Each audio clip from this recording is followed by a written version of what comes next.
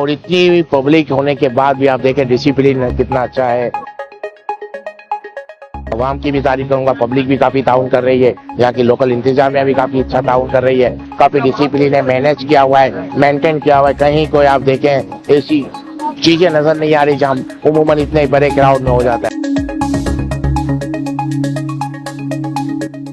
इंशाल्लाह 2 दिन बाद या 3 दिन बाद हमारा एक खारादार में भी कैंप लगेगा और इसके बाद भी आगरा ताज में भी एक आगे कैंप लगाएंगे हम।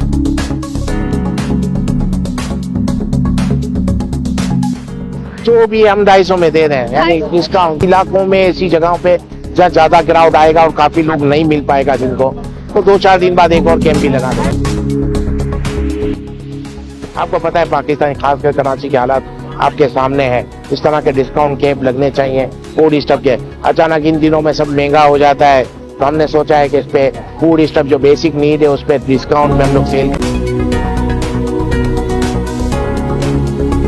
पूरी टीम, यूसुफ गालिब साहब हो गया, मोहम्मद अमीन साहब हो गए, इमरान तैयब साहब हो गए, ये सब लोग ताउन कर रहे हैं जिसकी वजह से इतने बड़े बड़े कैंप लग रहे हैं।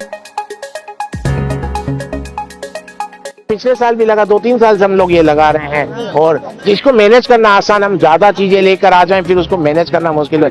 अब लोग ज्यादा डबल भी लेने आ जाते हैं, 3-3 बार आ जाते हैं, तो उसको मैनेज करना, उसको आइडेंटिटी करना कि भाई इनसे आपको मिल गया है तो इनको दोबारा नहीं दे, तो इस चीजों पे वर्किंग काफी ज्यादा करनी पड़ती है।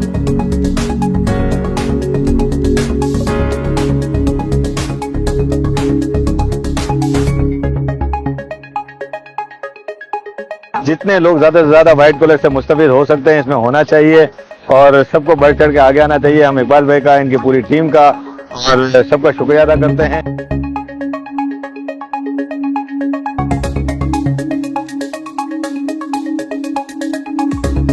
मार्केट में जो मुर्गी 600 रुपए किलो फर्क हो रही है वो हम 250 रुपए किलो में दे रहे हैं।